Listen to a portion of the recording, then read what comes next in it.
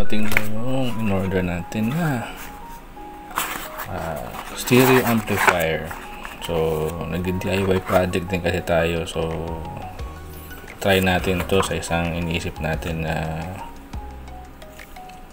Bluetooth speaker.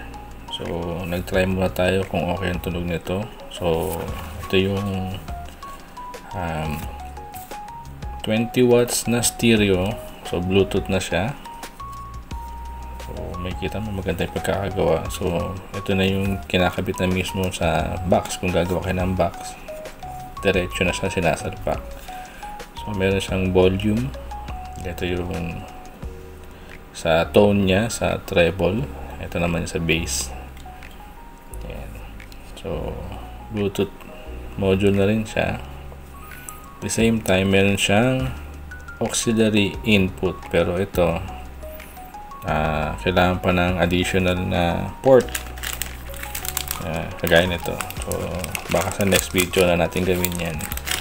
Ngayon pagganahin natin muna, test natin kung ano yung tunog nito. Okay, and ang wattage para nito is 20 watts na stereo. So ito yung pinaka chip nyo, kung may kita ba yan. Parang hindi ata may kita sa video. Try natin lapitan. Yan. So yan yung chipset nya. Hindi makikita masyado. So ang nakalagay dyan, NS Port 110B. So yan yung pinaka amp nya na 20 watts yan. So dito may kita ninyo meron siyang voltage in. Ang voltage rating pa nito is 12 volts to 18 volts. Pwede siyang gamitan. So dito yung output ng right channel, output ng left channel. Okay. So para pala matest natin to, gamitan natin siya ng LED power supply. So ang rating nito is 100 watts 12 volts. So ang output niya is 12 volts na 8.3 amperes. Kita ba siya? Ayan. So ito yung AC input niya. Ito guys, kasi dalawa yung output nito ng 12 volts. So dalawang positive dito, dalawang negative dito.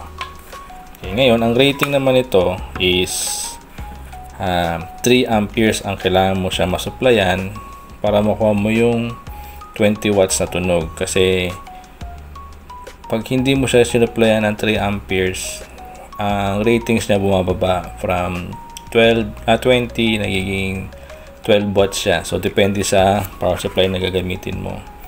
Okay, so test natin kabit natin.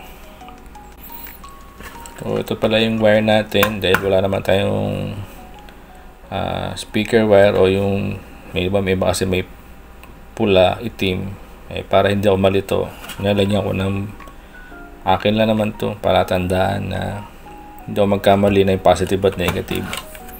Okay, test natin, kabit natin muna. Okay, so base dito, positive dito sa lagay natin yung positive dito, kabit natin. Okay, okay. Screw natin. Wow, hindi nakapasok. Ulitin natin guys, kabit natin ng maayos.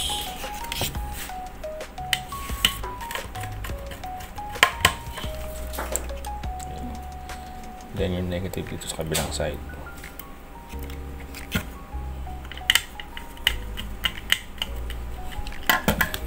Okay, so nakabit na natin. Test natin kung magpa-power siya. Magpa-power siya at hindi puputok. Wow. Okay guys, ilaw na siya.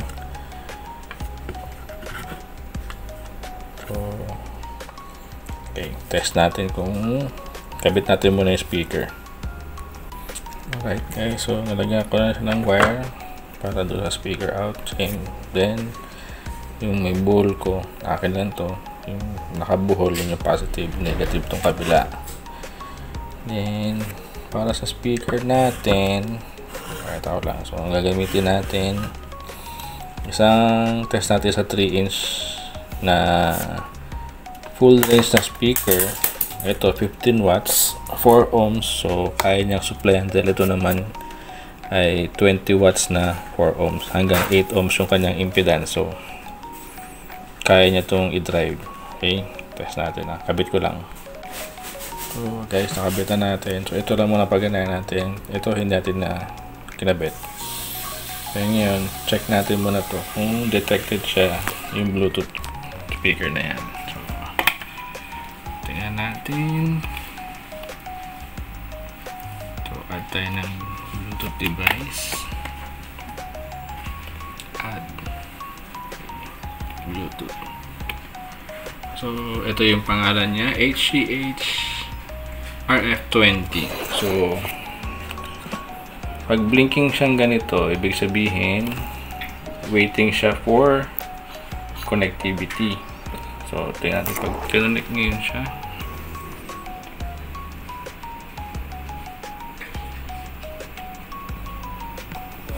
Okay, so connected na doon. And ang LED light niya steady lang, pula, or parang breathing light na lang siya ngayon.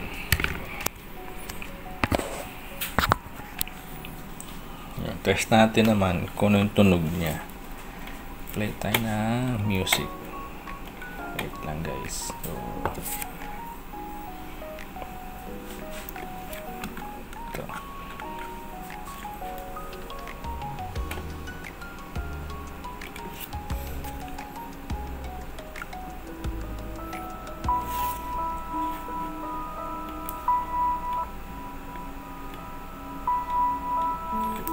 So, ito yung volume niya. Lagyan natin ng konting treble.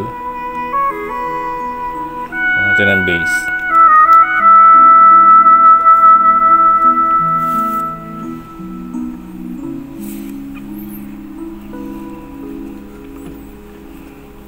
Kung clarity lang din, medyo maganda yung tunog niya.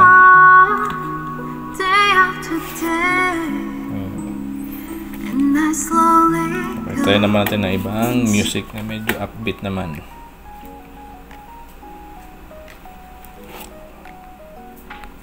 So ito medyo upbeat. Try natin upbeat na music.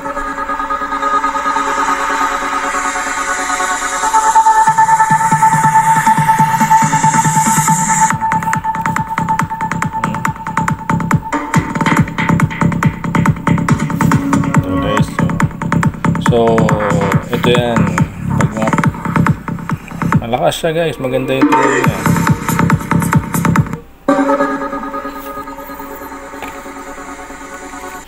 Pero syempre, itong ganitong mga 20 watts na amplifier, hindi siya yung pang outdoor na pwede mong ipangsabay sa mga kapitbahay mo.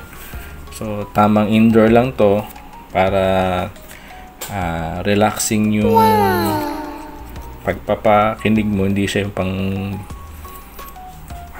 pangbaraga ng tunog.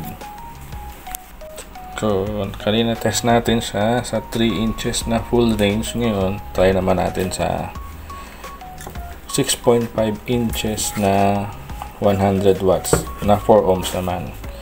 So pwede ba? At siyempre 20 watts lang to, tapos ito 100 watts. Actually pwede naman siya, kaya lang siyempre para hindi ma-stress yung amplifier natin, hindi natin siya ito todo ng malakas. So para lang makapakinggan natin kung kaya niyang i-drive itong 6.5 inches.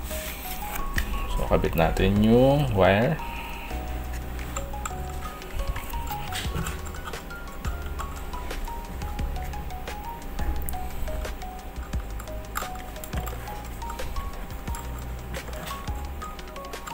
Okay, test natin.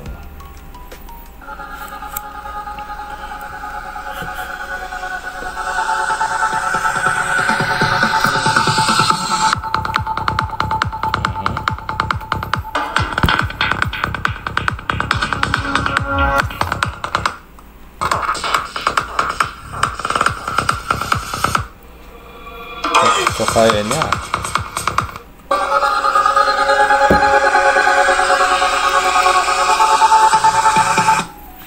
So kaya niya guys na i-drive yung 6.5 na 100 watts na medyo uminit siya kasi nga siyempre medyo stress yung amplifier niya dahil nga 100 watts ito, tapos ito 20 watts lang. So mapapansin nyo guys, bakit wala siyang heatsink? Hindi kagaya ng mga ibang amplifier, mga power amplifier, meron siyang heatsink. Kasi yung mga 20 watts na mga amplifier pababa or mga 50 watts pababa, normally hindi na nilalagyan dahil hindi naman siya nagiinit kapag tama yung kinabit yung speaker. So pagka ito ang ginamit ninyo, may possibility na masunog siya kasi nga medyo mahirapan siyang i-drive na 20 watts lang sa tapos 100 watts yung kinabit natin. So ito lang para lang matest natin kung kaya niyang patunugin, pero in reality ang dapat range na speaker lang at least 50 watts pababa. Kaya nitong 20 watts basta tama yung wattage ng kakabit natin. Guys, lagay ko na lang din sa comment section yung link nito para kung gusto nyong itry. So lagay ko na rin pati yung link nitong power supply, lagay natin din doon. Tsaka yung sa speaker, yung 3 inches na speaker na 15 watts, lagay ko na rin yung link para kung trip ninyong gumawa ng DIY project para mapag-practicean ninyo. So yun lang.